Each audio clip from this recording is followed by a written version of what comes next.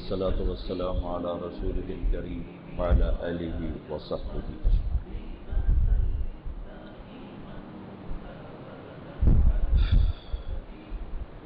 آپ سے ملنے آیا ہوں، آپ کی زیارت کرنے آیا ہوں اور آپ سے دعا لینے آیا ہوں، کیونکہ آپ ایک مجموعہ خیر ہیں، مجموعہ خیر، اور آپ سب شاب نشأ فی عبادت اللہ کا سب مصداق، اور اب آپ شبان ہیں، شاب کی جمع شبان، نشأ فی عبادت اللہ، اور پھر آپ اللہ کے راستے میں کہ طلب علم تو فی اللہ کا راستہ ہے، تو آپ اللہ کے راستے میں، اور اللہ کے راستے میں دعائیں قبول ہوتی، صبح سے شام تک آپ اعمال خیر میں ہیں، کوئی ایسے بڑے معاصی کی فضا نہیں، باقی انسان اور خطا تو لازم اور ملزوم چیزیں ہیں، لیکن آپ ایک اچھی فضا میں ہیں، ایسے گناہوں کا بھی کوئی یہاں کوئی نہیں ہے، کسی سے ہو جاتا ہوگا تو یقیناً وہ ندامت کے ساتھ توبہ بھی کرتا ہو، تو میں تو خود غرض بن کے آیا ہوں، خود غرض آپ سے دعا لینی ہے، آپ کی ملاقات سے آیا. میرے گرد جو حالات پیدا ہو گئے ہیں وہ اللہ کی بہت بڑی نعمت ہیں اور بہت بڑا امتحان ہے. اتنی بڑی نعمت ہے کہ کروڑوں برس کا سجدہ کروں تو کسی ایک نعمت کے ایک ذرے کا شکر ادا نہیں ہو سکتا، اور اتنا بڑا امتحان ہے کہ میری جان سولی پہ لٹکی، میں ایسے تڑپتا ہوں جیسے مچھلی تڑپتی ہوں. ماہی بے آب سنن، ماہی بے آب، کافی پرانی بات ہے، بچوں کے ساتھ ناران کاغان گیا تو وہاں ایک ہمارے دوست ہیں، ان کے ہوٹلز ہیں، شوگران میں بھی ہے، ناران میں بھی ہے، اور درمیان میں ایک اور جگہ آتی تھی، بڑی خوبصورت سی چھوٹی سی وادی تھی، وہاں بھی ہے. پہلے انہوں نے ہمیں وہاں ٹھہرایا تو ان کا ٹراؤٹ بہت اچھی مچھلی ہوتی ہے، ٹراؤٹ وہ پانی کے مخالف سمت چلتی ہے، آبشار کے اوپر چڑھ جاتی تو بہت خوبصورت ہوتی. تو ان کا فارم تھا، تو ان کے ہوٹل کے جو مینجمنٹ تھی وہ میرے پاس ہے کہ جی ہم آپ کو وہاں لے جاتے ہیں، تو جو جو آپ مچھلی پسند کریں گے وہ ہم اسی وقت تازہ نکال کے پھر یہاں آپ کو بنا کر پیش کریں گے. چلے گئے، فش فارم دیکھا، بہت خوبصورت مچھلیاں تھیں. اس نے مچھلی کو نکالا، میں نے کہا یہ پکڑو، اور اس کو ڈالا ادھر ایک برتن میں، تو جو تڑپی ہے نا، تو میں تو عاشق مزاج آدمی ہوں اور ادبی مزاج ہے، وہ مجھے تو اس کا تڑپنا دیکھ کے اپنا مزہ ہی بھول گیا. میں کہا یار بس کر بس کر بس کر بس کر، میں نہیں دیکھ سکتی، چھوڑ دو. پھر اس نے 2-3 اور ڈال دیں، تو ان کا وہ جو تڑپنا تھا نا، تو اس نے مجھے کھانے کا مزہ ہی بھلا دیا. تو وہ جو سنتے تھے کہ ماہی بے آب کی طرح تڑپنا، تو اس دن میں نے اس کو فزیکلی دیکھا تو مجھے اس کے تڑپنے نے نا بے چین کر دیا. تو میں شام کو مزہ ہی نہیں لے سکا اس کے کھانے کا، مجھے مچھلی پسند نہیں ہے، اس میں اسمیل ہوتی ہے، ٹراؤٹ میں اسمیل نہیں ہوتی، وہ میں شوق سے کھا لیتا تھا. وہ کھانا ہی بھول گیا، مجھے اس کا تڑپنا ہی یاد آ رہا تھا، ماہی بے آب۔ تو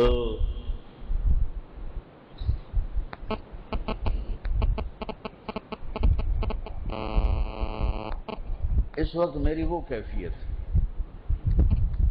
کہ اس شہرت اور اس واہ واہ کے اندر مجھے لگتا ہے جیسے میں تلوار کی دھار کے اوپر چل رہا ہوں، یا ہزاروں فٹ چوٹی ہے ہمالیہ پہاڑ سے بھی بلند، اور ایسے باریک اس کے اوپر راستہ ہے، اور دونوں طرف ہزاروں لاکھوں فٹ گہری کھائیاں ہیں۔ ذرا سا بھی قدم پھسلا تو میری لاش بھی نہیں ملی، میری ہڈیاں بھی نہیں ملی۔ تو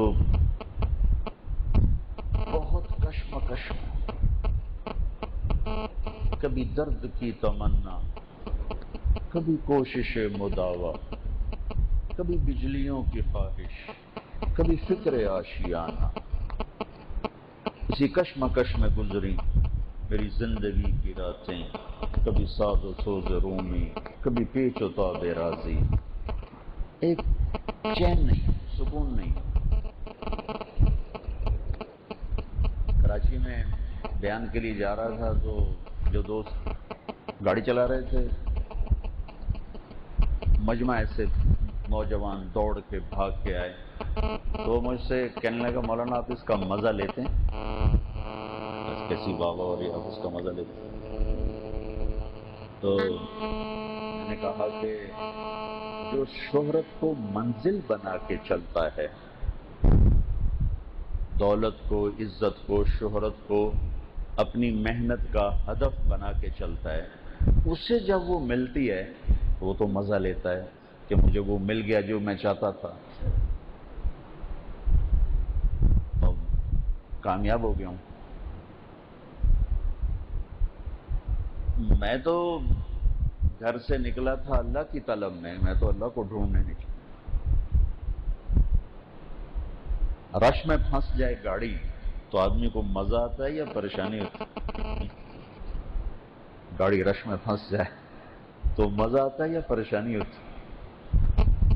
میں ہر جگہ بڑا صبر والا ہوں، لیکن یہ رش میں پھنس جائے تو میں بڑا بے صبر ہو جاتا، پتہ نہیں کیا چکر، تو میں بالکل ٹینس ہو جاتا ہوں۔ میں کہا میری کیفیت وہ ہے جیسے رش میں پھنسی ہوئی گاڑی اور راستہ نہیں، آگے گھر تک راستہ نہیں مل رہا اور مشکل پیش آئی۔ میں کہا یہ جتنی شکلیں ہیں یہ تو ممکن ہے مجھے اللہ سے دور کر دیں اور میری منزل مجھ سے کھو جائے، اور عمر کا آخری حصہ ہے، 60 سال کے بعد پیچھے کیا بچ جاتا؟ چند صبحیں چند شام، نہ جانے بلا لے پیا کس گھڑی، تو کیا کیا کرے گی اری دن کے دن۔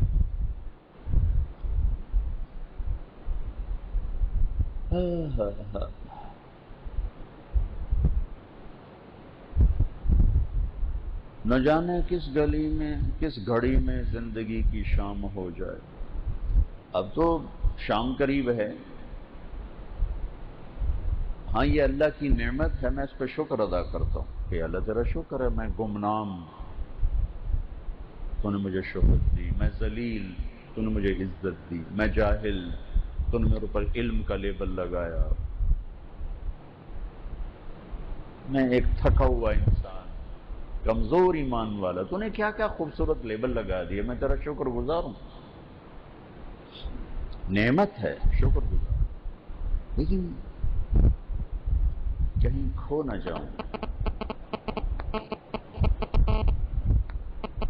کہیں گم نہ ہو جاؤں، راستے سے کہیں بھٹک نہ جاؤں، اس خوف نے مجھے بے حال کیا ہوا۔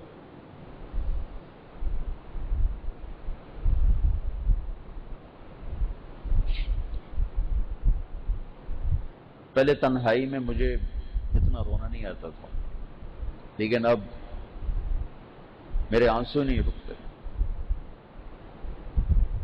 ایک خوف چھا گیا۔ جتنی بڑی نعمت ہوتی ہے اتنا بڑا امتحان ہوتا ہے، جتنی بڑی نعمت ہوتی ہے اتنا بڑا شکر کا مطالبہ ہوتا ہے، جتنا بڑا اللہ تعالیٰ انسان کو مختلف زاویوں سے لوگوں کو نظروں میں بڑا کرتا چلا جاتا ہے، اللہ ہی بڑا کرتا ہے، اللہ ہی چھوٹا کرتا ہے، ایک سیکنڈ لگتا ہے، ایک سیکنڈ۔ وَتُعِزُّ مَن تَشَاءُ وَتُذِلُّ مَن تَشَاءُ۔ مجھے کبھی دھوکہ نہیں لگا، اللہ کا فضل ہے۔ میں درمیانے درجے کا مسلمان، درمیان، بہت اعلیٰ بھی نہیں اور بہت نیچے بھی نہیں، درمیانے درجے کا مسلمان ہوں۔ اذا سرت کا حسنۃ وساءت کا سیئۃ فانت مومن، بس میں یہ ایمان والا ہوں کہ نیکی کر کے خوشی ہوتی ہے، خطا ہوتی ہے، دکھ ہوتا ہے، سینہ پھٹتا ہے، پریشان ہوتا ہوں، لیکن وہ نفس مطمئنہ والا مسلمان نہیں، نفس لوامہ والا مسلمان، اور نفس امارہ والا بھی نہیں ہوں، اللہ کا شکر ہے، نفس امارہ والا بھی نہیں، نفس مطمئنہ والا بھی نہیں ہوں، وہ نفس لوامہ والا ہوں۔ بھئی کچھ ہو جائے اچھا تو خوش ہوتے ہیں، برا کر بیٹھیں تو اس کی محنت کرتے ہیں، آہوزاری کرتے ہیں۔ تو ایک عجب سا منظر میرے چاروں طرف قائم ہوا ہے جو سمجھ سے بالا تر ہے۔ تو مجھے اللہ اس میں نا کہیں گم نہ ہونے، میں گم نہ ہو جاؤں، کہ نفس و شیطان میرے ساتھ کوئی چکر نہ چلا جائے، کوئی ایسا ناٹک نہ کھیل جائیں تو میں اسی میں گم ہو جاؤں اور اپنی منزل سے غافل ہوں۔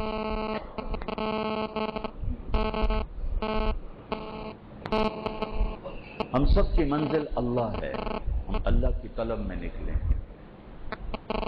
اسی کو ڈھونڈنے نکلیں۔ میں نے ایک دور گمنامی کا دیکھا ہوا، ایسی گمنامی کے باپ نے بھی گھر سے نکال دیا، خود اور بھی دیکھا ہوا ہے، اور ایسی زندگی کہ میں آپ لوگوں کو تو ہم نے بڑی سہولتیں دے کے رکھا ہوا ہے، ہر قسم کی سہولت باہم پہنچانے کا اہتمام ہوتا رہتا ہے، حتیٰ کہ استادوں کو پابند کیا ہے کہ ڈانٹ ٹپڑ نہ ہو، ڈنڈا نہ مارا جائے، بے عزت نہ کیا جائے، استادوں کو پابند کیا ہوا ہے۔ لیکن میں نے وہ دور دیکھا ہے، اینٹ میرا سرانہ ہوتا، اینٹ، اور یہ جو کندھے پہ رومال نہیں ہوتا طلبہ کے، جو میں نے آپ کے کندھوں سے ہٹایا ہے، یہ جو کندھے پہ رومال ہے یہ میرا بستر ہوتا تھا۔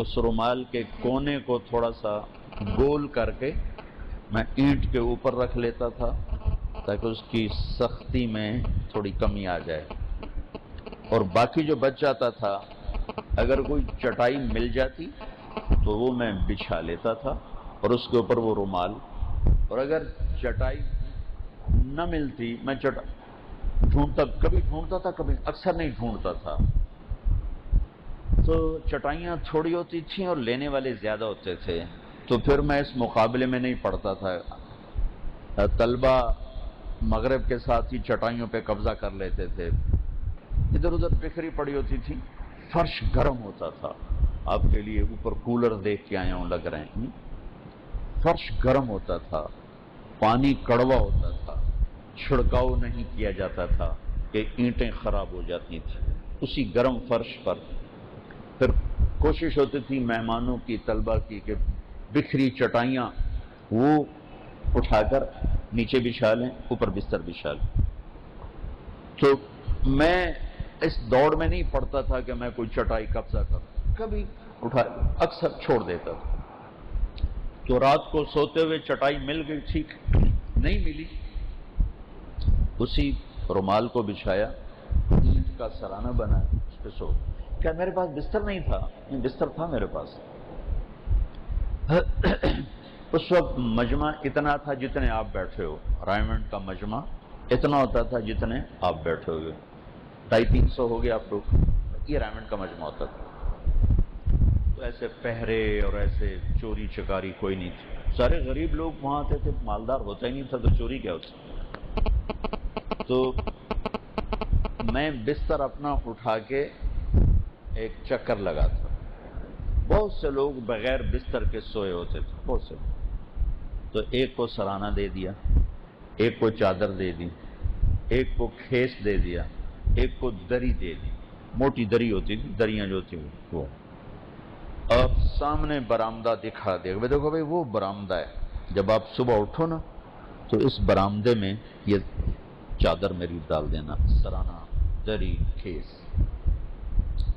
4 آدمیوں کو میں اپنا بستر تقسیم کر دیتا اور اینٹ اٹھا کے اس کا سرانہ بنا کے اس پر ایسے تھوڑا سا رومال رول کر کے، اور باقی یہی ایسے ہی ہوتے تھے، یہ رومال تھے، یہ میرا بستر تھا، یہ مجھے گرمی سے کیا بچائے گا اور مجھے یہ نرماہٹ کیا دے گا، اور یہ میرے نیند کا آسرا کیسے بنے گا۔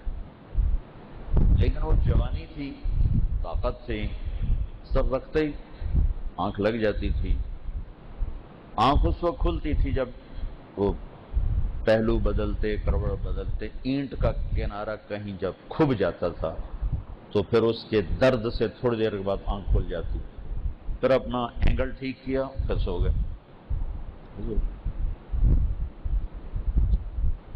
یہ زندگی کا دور دیکھا تھا۔ ایک دن صفائی ہوتی تھی اور ایک دن کھیل ہوتا تھا۔ اب تو روزانہ 2 دفعہ صفائی ہو رہی، مجمع زیادہ ہے، اس وقت مجمع تھوڑا تھا، ایک دن لڑکے صفائی کرتے تھے، ٹوائلٹس، بیت الخلاء، استنجا خانے، غسل خانے، نالیاں، کوڑا، اور ایک دن کھیل ہوتا تھا، پھر اس سے اگلے دن صفائی ہوتی تھی۔ جس دن کھیل ہوتا تھا اس دن میں آگے پیچھے وقت نکال کے جو کام 10 لڑکے کرتے تھے میں اکیلا کر کے آتا تھا، سارے استنجا خانے صاف کر کے آتا تھا، تو 50 سے زیادہ استنجا خانے تھے، ایک ایک کو صاف کرتا سارے صاف کرتا، کسی کو پتہ نہیں چلتا تھا کون کر رہا۔ لیکن میں کھیلنے کے بعد اپنی مدرسے کی چھٹی کا وقت آگے پیچھے دیکھ کر میں جا کر سارے صاف کر کے آ جاتا تھا۔ کھانا کھلانا، لڑکے اپنی، ہماری باریاں ہوتی تھیں، کھانا کھلایا، دسترخوان لپیٹا، سمیٹا، برتن دھوئے، اور وہ گئے، سب کیوں نکل جاتے تھے۔ میں ٹھہر جاتا تھا کیونکہ مہمان بعد میں آ رہے ہوتے تھے اور اکا دکا کھا رہے ہوتے تھے، پھر برتن بکھر جاتے تھے، تو جتنے برتن وہ 10-11 لڑکے مل کر دھوتے تھے اتنے پھر کٹھے ہو جاتے تھے، وہ سارے میں کٹھے کر کے اکیلا دھوتا تھا، صاف کرتا تھا۔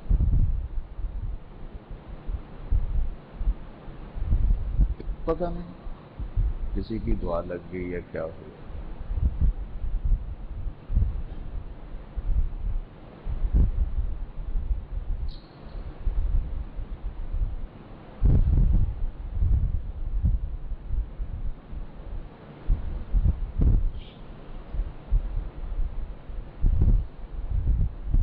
سارے مطبخ کا چکر لگاتا تھا، سارے مطبخ، ایک کھانے کی جگہ، ایک پکانے کی جگہ، پکانے کی جگہ پہ پکانے والے کھانا کھا رہے ہوتے تھے، تو ہماری قوم سلیقے سے تو محروم ہے، قرینہ، سلیقہ یہ زندگی کا حصہ ہے، لیکن تمہارے بھی اوپر دیکھ کر آئے ہوں بکھرے ہوئے بستر، لگتا ہے جیسے کسی بچڑ خانے سے کوئی گزر کے آیا ہو۔ یہ ہماری ساری قوم کا ہے، طریقہ نہیں، سلیقہ نہیں۔ نہ کسی نے بتایا ہے، نہ کسی نے سکھایا، نہ سیکھنے کا جذبہ ہے۔ تو وہاں مطبخ میں جہاں کھانا پکتا ہے وہاں ڈھیر لگا ہوتا تھا، پیالے، پلیٹیں، روٹیوں کے ٹکڑے، گند مچا ہوتا تھا۔ وہ سارا الگ پھر کٹھا کرنا، ادھر والا بھی ادھر والا بھی، اور ٹوٹی پہ بیٹھ کے دھوتے رہنا۔ سب سے آخر میں جانا۔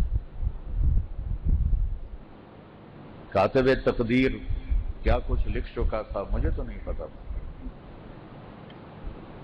اس وقت میں مخلص تھا، اس وقت مر جاتا تو امید ہے کہ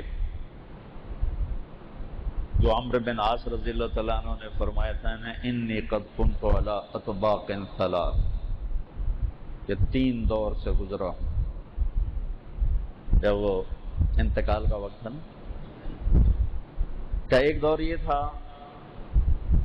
کہ میرے دل میں سب سے بڑی دشمنی اللہ کے نبی کی تھی، اور میرا جی چاہتا تھا کہ مجھے موقع ملے میں ان کی گردن اڑا دوں۔ اگر اس وقت میں مر جاتا تو میں یقیناً جہنم میں جاتا۔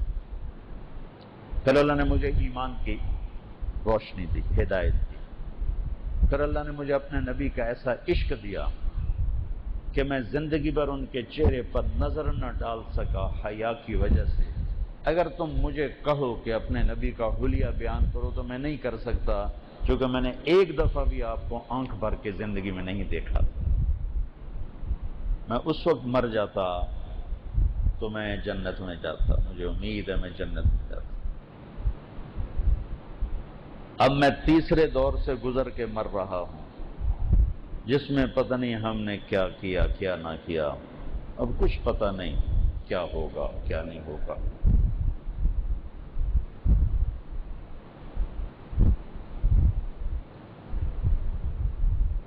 تو انہوں نے ایک دعا مانگی، وہ دعا میں روز مانگتا ہوں، روز مانگتا ہوں۔ اللہم لا بریء فاعتذر،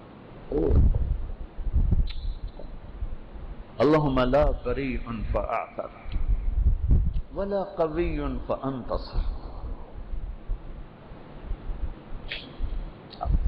ولا قوی فانتصر ولا مستنکر بل مستغفر، اللہ ولا مستنکر بل مستغفر، اللہم لا بریء فاعتذر ولا قوی فانتصر ولا مستنکر بل مستغفر، لا الہ الا اللہ۔ یہ کہتے کہتے روح پرواز کر۔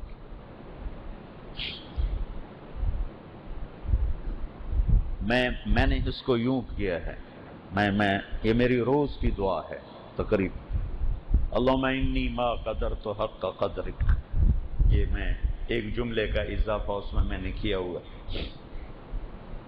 اللہم انی ما قدرت حق قدرک فلا بریء فاعتذر ولا قوی فانتصر ولا مستنکر بل مستغفر، لا الہ الا اللہ۔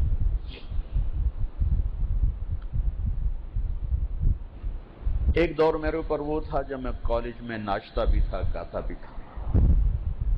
میں اس وقت مر جاتا میں سیدھا جہنم میں جاتا۔ پھر ایک دور وہ میرے اوپر گزرا جو تو میں سنا رہا، میں اپنے آپ کو بھی نہیں جانتا تھا، مجھے کس نے جاننا تھا۔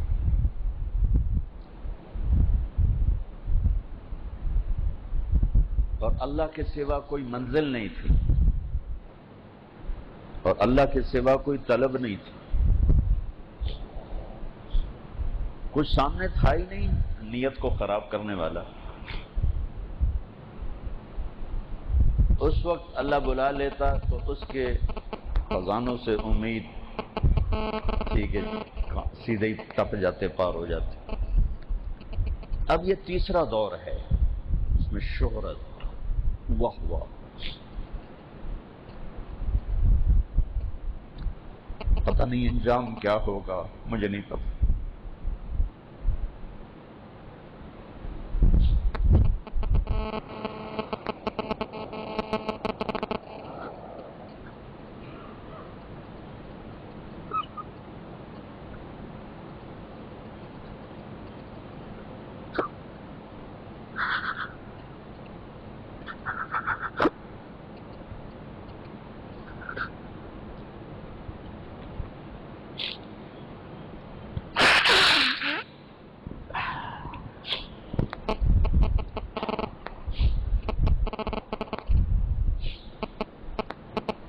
اللہ نے میری آواز کو خیر کا ذریعہ بنایا، میں شکر گزار ہوں۔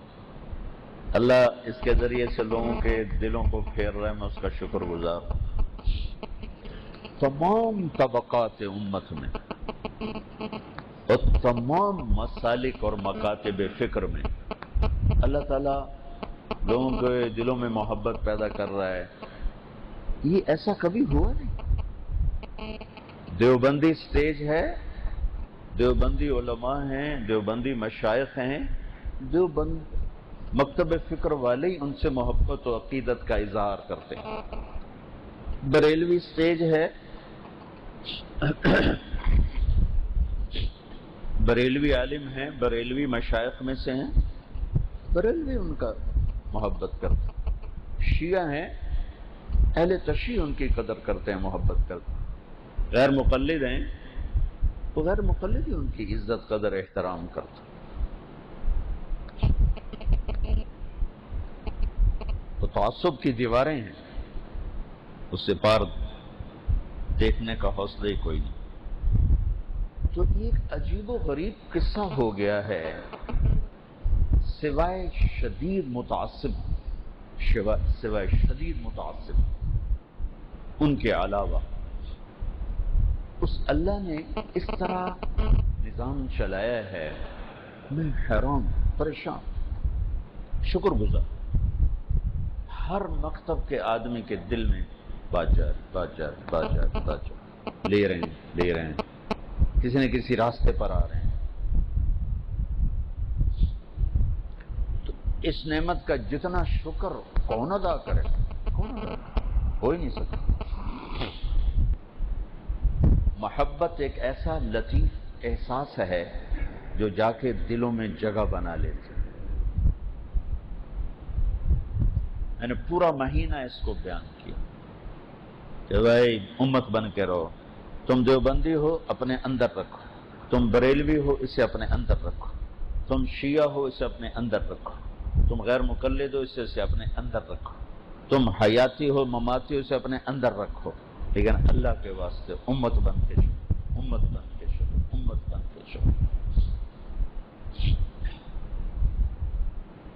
اور میں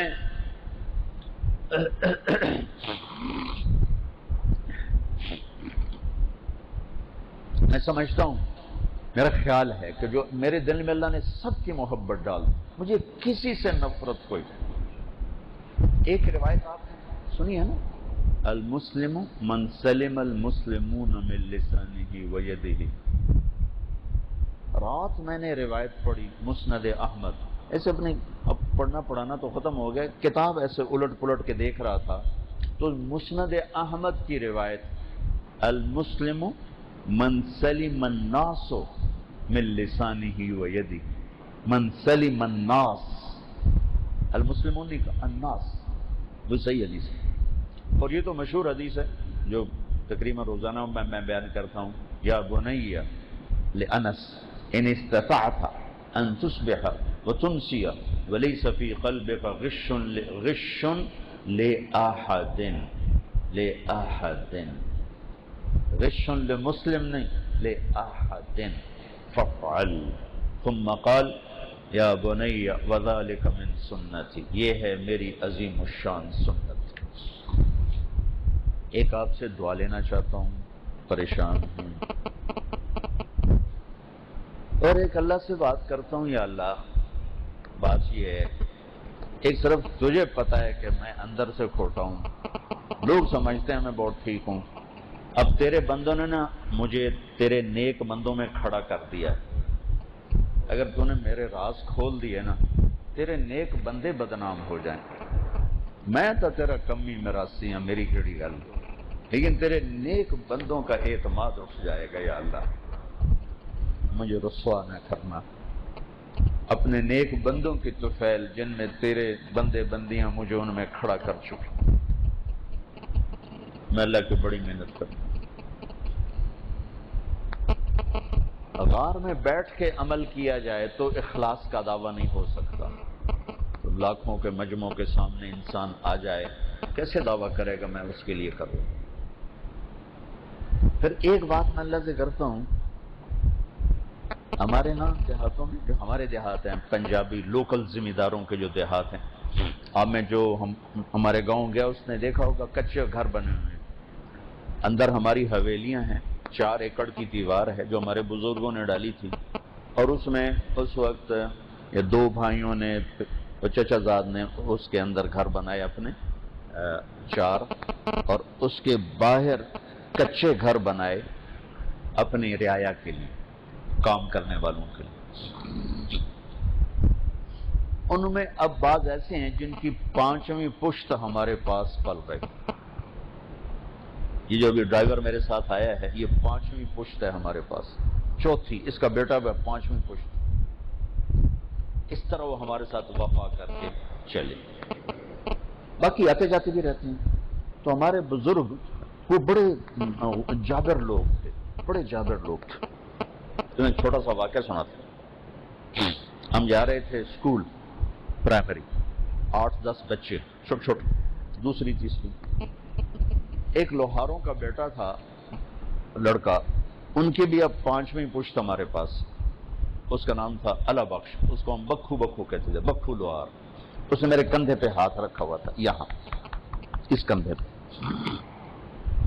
اور ہم ایسے گزرے تو میرے چاچا میاں محمد رمضان رحمت اللہ علیہ ہو گئے، فوت ہو ساری قبر میں چلے، وہ بیٹھے تھے ڈیرے میں۔ انہوں نے کہا اے بکوا ادھر آ،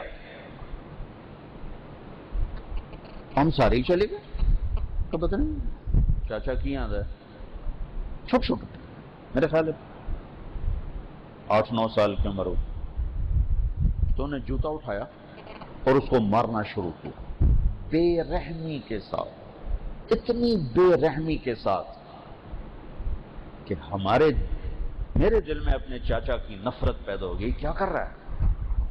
وہ مارے جا رہا ہے، کچھ بھی نہیں کر رہا، مارے جا رہا ہے۔ خود ہالیو میاں ہوئے ہالیو معافی دے، مار مار مار، آخر میں کیا کہا؟ تو سردار دے موڈے تے ہاتھ رکھنا ہے کمی ہو کے، کیا کہا؟ تو کمی ہو کے سردار دے موڈے تے ہاتھ رکھنا ہے۔ اس نے میرے کندھے پہ ہاتھ رکھا ہوا تھا۔ یہ ہمارا کلچر تھا۔ ہر دوسرے تیسرے دن میرے باپ نے کسی کو گرایا ہوتا تھا اور مار مار مار اس کا حشر خراب کیا ہوتا تھا۔ اپنے بچپن میں دیکھا، جب وہ کسی پہ ناراض ہو جاتے زیادہ تو کہتے مطلب اس کو گاؤں سے نکال دو، اس کو گاؤں سے نکال دو اور اس کا سامان اٹھوا دو اور اس کو یہاں سے کہو یہ نکل جائے۔ پھر وہ آ کے پاؤں پڑتا، محنت کرتا، میاں میں کتنے جاواں، میرے کو تا کوٹھا ہی کوئی نہیں، میرے کو تا چھت ہی کوئی نہیں۔ وہ بڑے سخت ہوتے تھے، وہ نرم نہیں ہوتے تھے، نہیں نرم ہوتے تھے۔ تو بس ٹھیک ہے ٹھیک ہے، جا کے دیں ٹھکانہ بناتے نکل جائے۔ پھر کہتا میاں مینوں 8,000 دیں، 8,000 دیں مینوں مہلت دے، میں کدائیں کسی کو کوٹھا مانگ لیں تو مڑ میں لگا جاسا۔ ہاں، اس کے لیے 2 لفظ استعمال کیے جاتے تھے، یہ میں نے آپ کو پس منظر بتایا۔ اب یہ ایک ہوتا مڈی، ایک ہوتا ہے بھانڈا۔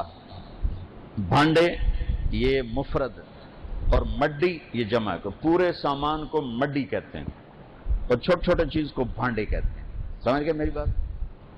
تو ہمارے بزرگوں کے الفاظ میرے کانوں میں گونج رہے ہیں، ایدی مڈی چواؤ، ایدے بھانڈے کڈو، یہ 2 لفظ ہوتے ہیں۔ ایدی مڈی چواؤ، ایدے بھانڈے کڈو، وہ آگے منتیں کر۔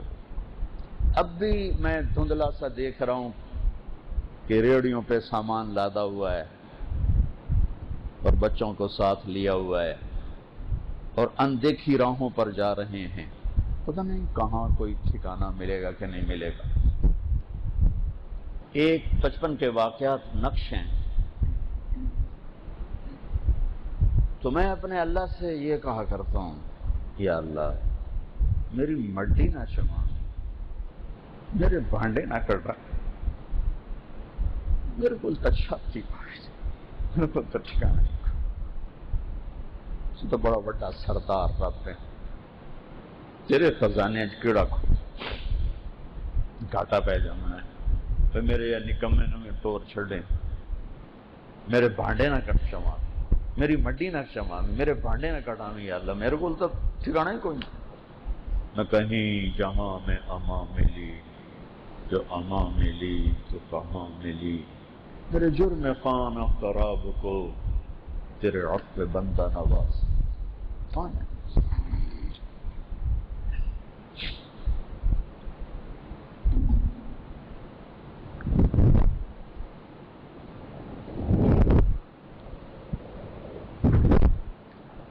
ابھی کبھی کبھی میرا بھائی وہ رنگ دکھاتا ہے چھوٹا جو ہے، اس میں بزرگوں والا رنگ ہے، لیکن کبھی کبھی ماشاءاللہ ایسا ہر وقت کبھی کبھی تو وہ کہتا ہے نا ایسے بھانڈے کٹا دو مٹی چبا دو۔ جب وہ چلا جاتا ہے تو میں اپنے مینیجر سے کہتا ہوں بالکل نہیں چباؤں، بالکل نہیں، کیونکہ میرے بھانڈے نے کتنا نکل جاؤں، مجھے یہ ڈر رہتا ہے کہ میرے بھانڈے نہ چو جاؤں، میں آپ خوش ہو، آپ انہوں راضی کر لیں۔ وہ بعد میں تھوڑی دیر بعد وہ نارمل بھی ہو جاتا ہے۔ تو ایک دفعہ اس نے ہمارے نائی تھے پرانے، ان کو نکال دیا، اور میں اس میں رکاوٹ بننا چاہا تو میں نے دیکھا اب تو بھائی ہاتھ سے چلا جائے گا، اتنا وہ غصے میں تھا تو میں چپ ہی ہو۔ میں نے پھر ان کو الگ 5 مرلے 7 مرلے جگہ لے کر دی، وہ کوٹھا ڈال کے دیا کہ تم بے آسرا نہ ہو جاؤ، یہاں قیام کرو، یہاں رہو۔ اور کچھ عرصے کے بعد اس کا غصہ ٹھنڈا ہوگا تو ان کو دوبارہ واپس بلا لی۔ اور اس کے پیچھے میرے یہ چل رہی ہے ریل کہ میں بڑا حقیر سا ہوں، اور میرے اللہ نے اپنے نام کی صدا مجھ سے لگوانا شروع کی ہے، اور ہر وقت پتہ نہیں کیسے کیا کرتا رہتا ہوں۔ تو میں کہتا ہوں یا اللہ میرے بھانڈے نہ چوانی، میری مڈی نہ کٹ۔ تو میں آپ بچوں سے بھی یہ بات کہنا چاہتا ہوں کہ ہم عقائد میں اہل السنت والجماعت ہیں، لیکن سب کے لیے ہمارا سینہ کشادہ ہے، سب کے لیے ہمارا دل کھلا ہے، سب سے ہمیں محبت ہے۔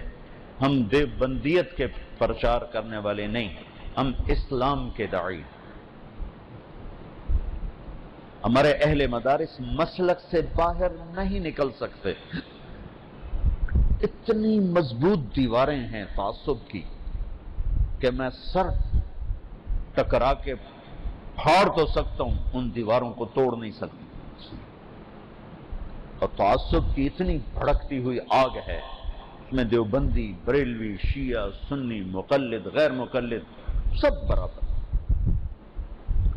حالانکہ تمہیں ہوا بھی نہیں لگنے دیتے ہم تمہارے استاد، کبھی ایسی بات نہیں کرتے، لیکن میں تمہارے چہرے پڑھتا ہوں، تمہارے اندر وہ تعصب اترا ہوا ہے۔ ایک دفعہ یہاں میں نے بچوں کو موقع دے، کوئی پوچھنا ہے تو پوچھو، اتنے زہر بھرے سوال لڑکوں نے کیے کہ میں رونے بیٹھ گیا کہ یا اللہ میں اس واسطے مدرسہ بنایا ہے کہ میں ڈنگ نہیں کٹ سکے، تو مجھے لئی پھر دن سارا زار اپنے اندر۔ ابھی تو ان کو کچھ سننے کو نہیں ملا تو ان کا یہ حال ہے۔ تو جہاں سنایا یہ جاتا ہے اور مناظرہ سکھایا جاتا ہے، اور یہ کافر، یہ کافر، یہ فلاں، یہ فلاں، ان کے دلوں میں نفرت نہیں ہوگی تو اور کیا ہوگا؟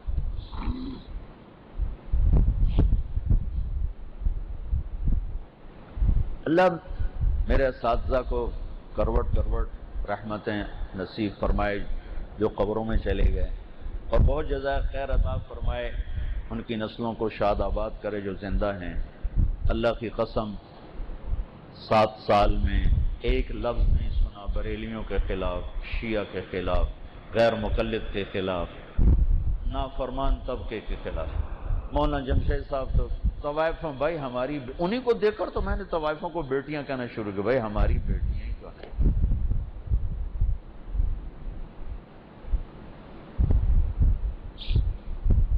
سائمہ خان ایک لڑکی تھی بہت فحش ناچنے والی، اس کو کسی نے گولی مار دی، تو مولانا جمشید صاحب نے پوچھنے کے لیے اب بھیجا، بھائی ہماری طرف سے بیٹی کو پوچھ کے آؤ اس کا کیا حال ہے۔ نسیم وکی کی والدہ فوت ہوگی، بڑا مشہور اداکار ہے اسٹیج کا، تو میں وہیں رائمنڈ تھا، میں جنازہ پڑھانے چلا گیا، تو وہ سارے اداکار ہی تھے وہاں آئے ہوئے، آپ لوگ تو تھے نہیں، 200-300 اداکار جن کے ماحول میں شراب بھی ہے، جوا بھی ہے، زنا بھی ہے، اور پیشہ اداکاری۔ میں نے سب کو بٹھا دیا اور میں نے تھوڑی سی بات اللہ کے رسول کی وفات بتائی اور تھوڑا سا حسنین کے مناقب بتائے، ان کی چیخیں نکل گئیں روتے روتے۔ میں نے کسی مجمع کو ایسے روتے نہیں دیکھا جیسے میں نے ان کو روتے دیکھا۔ ان کا رونے نے مجھے رلا دیا کہ یا اللہ، ان کے اندر ایسی محبت ہے تیرے نبی کی اور ان کے گھرانے کی۔ ایک نوجوان بیٹھا تھا تو پورا وجود اس کا لرز جاتا تھا اور ایسے ایسے تڑپنے لگ جاتا تھا، چیخ نکلتی تھی اس کی۔ کہا ہائے، یہ ہماری نفرتوں کا شکار ہو، یہ کنجر، یہ طوائفیں، یہ رنڈیاں، یہ کہہ کر ہم نے انہیں کہاں سے کہاں پہنچا دیا۔ میں تو گاڑی میں بیٹھ کے روتا گیا، جنازے کے بعد جب میں گاڑی میں بیٹھا تو میں روتا ہی گیا کہ یا اللہ، تیرے نبی کی امت میں کیا کیا اوصاف، کیسے کیسے ہیرے ہم نے ضائع کر دیے نفرت کی آگ لگا کر۔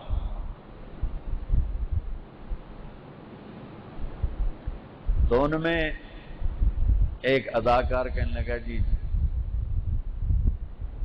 سال ہر سال مولانا جمشید صاحب سے ملنے جایا کرتے تھے، اور انہوں نے فرمایا ہوا تھا کہ جب آؤ مجھے اٹھاؤ، اور مولانا جمشید صاحب رحمۃ اللہ علیہ جیسی مجاہدانہ اور زاہدانہ زندگی پورے رائمنڈ میں نے کسی کی نہیں دیکھی۔ وہ تھک کے چور ہو کر گرتے تھے، اور رات کو 2 بجے آ کر ان کو اداکار اٹھاتے تو آنکھ کھلنے سے پہلے کہتے مرحبا مرحبا مرحبا۔ یہ دیکھ کر اداکار رونے لگ جاتے تھے کہ یہ کیسا انسان،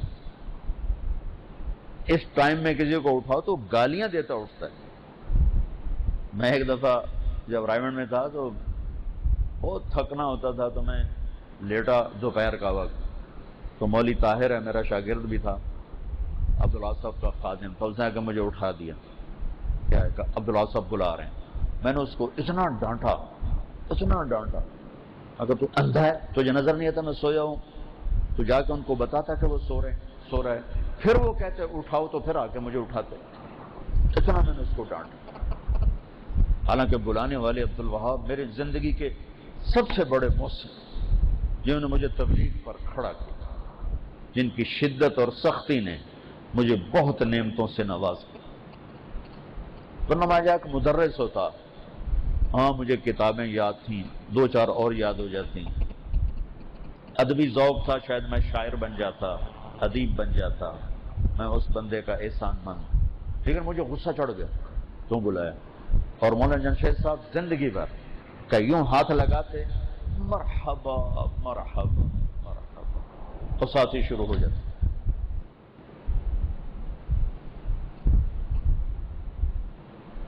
ان استادوں کا ہمارے پر مزاج بنانے میں ان ہستیوں کو دخل ہے۔ پھر مولانا سعید خان صاحب رحمۃ اللہ علیہ نے کی صحبت میں میرے سارے تعمیر کردہ سوچوں کے محل کھنڈر بن ٹوٹ گئے، تو میں نے تبلیغ کو، اسلام کو ایک اور رنگ سے دیکھا، جس کو میں آپ پچھلے 15 سال سے بول رہا ہوں۔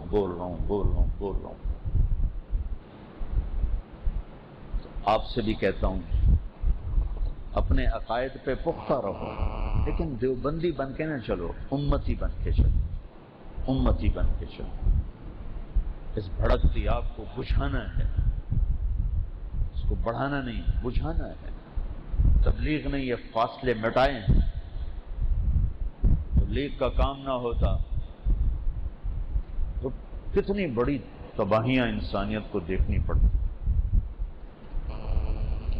تو آپ کا سال شروع ہو رہا ہے، آپ بہت اچھے بچے ہو، بہت نیک بچے ہو، ایک تو میری مدد کرو، میں آپ کی مدد کا محتاج ہوں۔ جس کی اتنی زیادہ اولاد ہو اور سارے دعا کر رہے ہوں تو اللہ کسی کی تو سنے گا نا. 200-300 بیٹے ہوں اور سب نفل پڑھ کے دعا کر رہے ہوں اپنے باپ کے لیے تو اللہ تعالیٰ کسی کی تو سنے گا.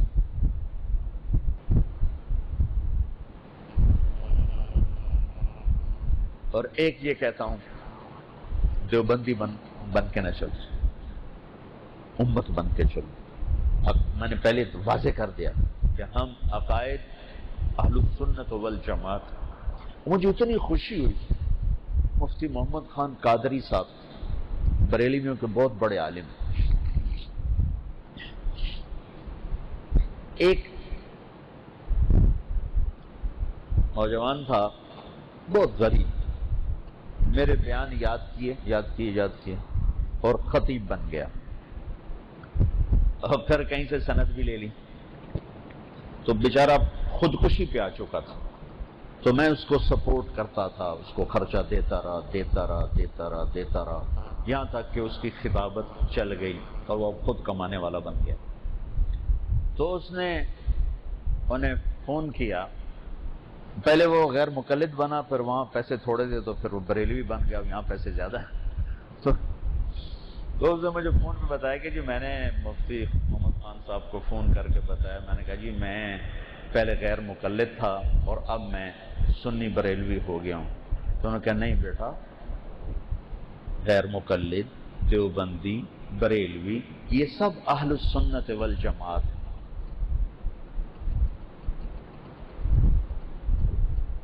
تو دل اتنا ہو گیا کہ ایک بریلوی مفتی یہ فرما رہے ہیں کہ نہیں بیٹا، غیر مقلد، دیوبندی، بریلوی یہ سب اہل السنت والجماعت. یہ سینہ دیکھنا چاہتا ہوں، گھٹا ہوا سینہ نہیں دیکھنا چاہتا کہ اپنے سوا آپ کسی کو جنتی نہ سمجھو، اپنے سوا سب کو گمراہ سمجھو، اپنے سوا سب کو جہنمی سمجھو. یہ نہیں دیکھنا چاہتا. پچھلے دنوں لاہور میں ایک مسجد کی چھت گر گئی تھی تو 30-35 نمازی سجدے میں اللہ کو پیارے ہو گئے. وہ سب بریلوی تھے، بریلویوں کی مسجد تھی.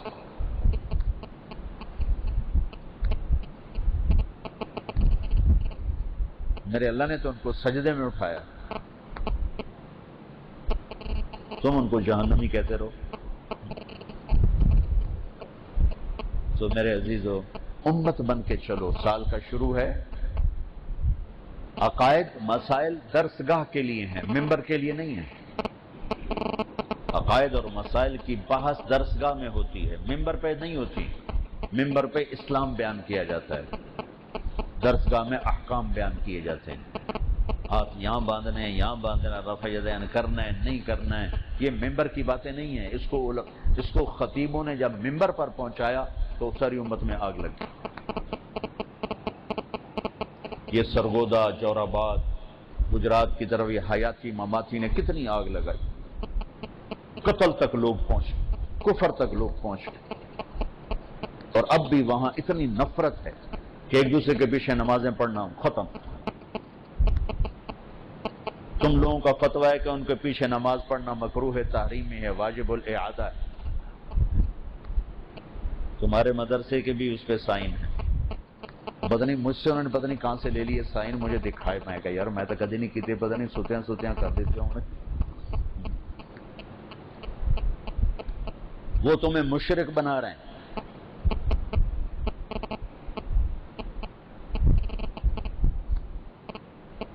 تو آپس میں دست و گریباں ہو گئے. لہذا یہ ہلاکت کا راستہ ہے، ہلاکت کا راستہ. تو اللہ مولانا الیاس صاحب کی قبر روشن کرے، جس نے دنیا کو گلے لگانا سکھایا، رنڈی کے کوٹھیوں تک جماعتوں کو پہنچا تھا. تو بچوں میں نہیں چاہتا ہوں تم تحریکی بنو، زندگی گزر جتنی آپ کی عمر ہے اس سے دگنی عمر میں اس راستے میں گزار چکا ہوں. تو سل المجرب ولا تسأل الحکیم عربی کا محاورہ ہے. میں آپ کا باپ بھی ہوں اور مجرب بھی ہوں اور آپ کے علم کا ذریعہ بھی ہوں. آپ ہمارے مدرسے میں آئے تو میں نے اپنی سوچیں اپنے بڑوں کے حوالے کی ہمیشہ، اپنی سوچوں کو کچل دیا، پامال کر دیا۔ کبھی میں مجتہد نہیں بنا کے اب میں مشہور ہو گیا ہوں تو توبہ کبھی خیال بھی نہیں۔ جیسے وہ کہتے کہ میں کرتا گیا، وہ کہتے کہ انہوں نے روکا میں روک گیا، چلایا میں چل پڑا، بٹھایا میں بیٹھ گیا، اٹھایا میں کھڑا ہو گیا، بے عزت کیا میں نے خوشی سے قبول کیا۔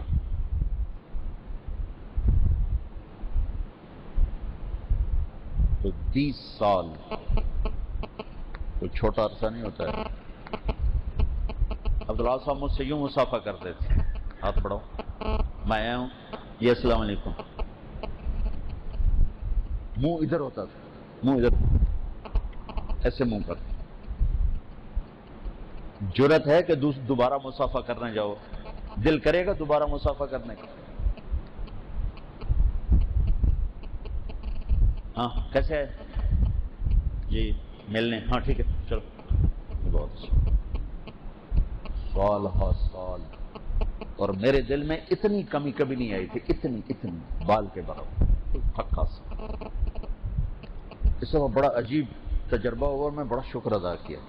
میں بیان کر رہا تھا، مولانا نظر الرحمان صاحب سامنے بیٹھے ہوئے تھے۔ ایک آدمی نے مجھے خواب سنایا چند دن پہلے کہ میں نے دیکھا کہ آسمان کے اوپر نور کی چادر ہے، پوری دنیا کے اوپر ایک نور کی چادر چھائی ہوئی ہے، اس کا ایک سرا عبداللہ صاحب نے پکڑا ہوا ہے اور دوسرا سرا مولانا نظر الرحمان صاحب نے پکڑا ہوا ہے۔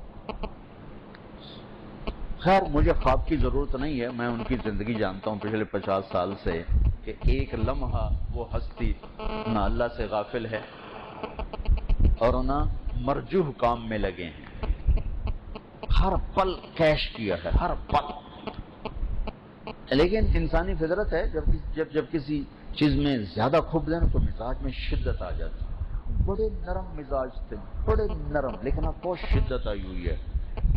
وہ مجاہدہ 95 سال کی عمر میں کھڑے ہو کے نماز پڑھتے ہیں، پہلی صف میں نماز پڑھتے ہیں اور عصر سے مغرب مسلسل مسجد میں بیٹھتے ہیں۔ یہ تو ان کا پچھلے 40-50 سال سے معمول میں دیکھ رہا ہوں۔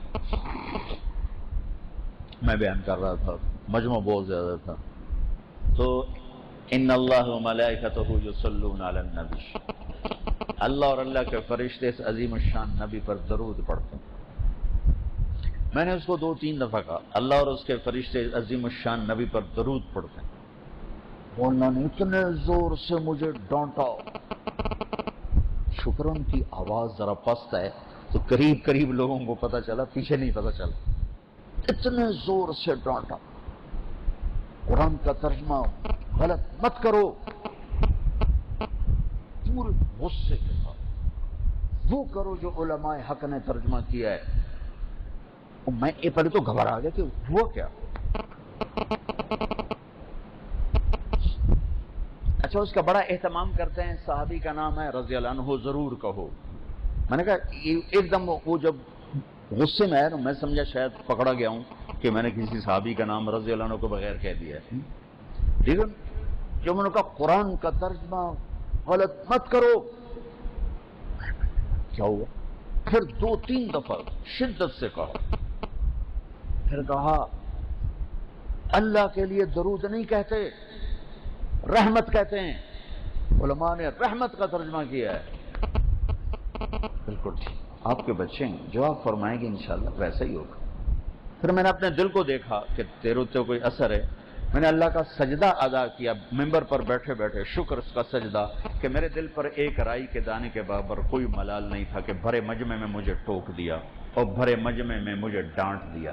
میں اسے بےعزتی تو سمجھ ہی نہیں سکتی، میں نے اللہ کا شکر ادا کیا، میں نے اس کا مزہ لیا۔ حالانکہ تم چھوٹے بچے ہو، تمہیں تمہارا استاد کوئی سب کے سامنے ڈانٹ دے تو تم گلے کرتے، دوسرے استاد جی سب کے سامنے مجھے ڈانٹ دیا، مجھے الگ بلا کے کہہ دیتے، سب کے سامنے مجھے ڈانٹ دے۔ میرے رب کی قسم جس کے قبضے میں میری جان ہے، ایک لمحے کے لیے اور ایک رائی کے برابر میرے دل میں یہ خیال نہیں آیا مجھے سب کے سامنے ڈانٹ دیا اور مجھے سب کے سامنے ٹوک دیا، مجھے الگ بلا کے فرما دیتے، ایک لمحے۔ بلکہ مجھے خیال آیا ابھی تو انہوں نے خالی ڈانٹا تھا، کھڑے ہو کے تھپڑ بھی لگاتے تو ان کو حق حاصل تھا۔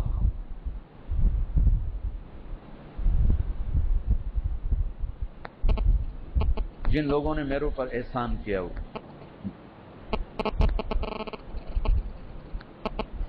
وہ میرے استاد، میں نے اپنے آپ کو ان کے سپرد کیا، میں نے گھاٹا نہیں دیکھا، گھاٹا نہیں دیکھا۔ آپ سے بھی کہتا ہوں، اپنی سوچو گے نا، چلو تو سال کا شروع ہے، یہ میں آپ کو دو باتوں کی درخواست کر کے جا رہا ہوں۔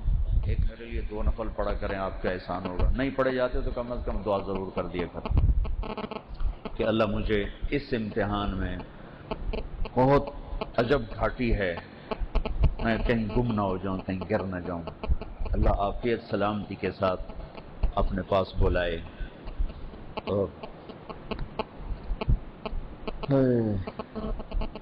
اور دوسرا یہ کہہ رہا ہوں، امت بن کے چلنے کی عادت ڈالو، امت بن کے چلنے کی عادت ڈالو، ٹھیک ہے نا؟ سارے بچے نیت کرتے ہیں۔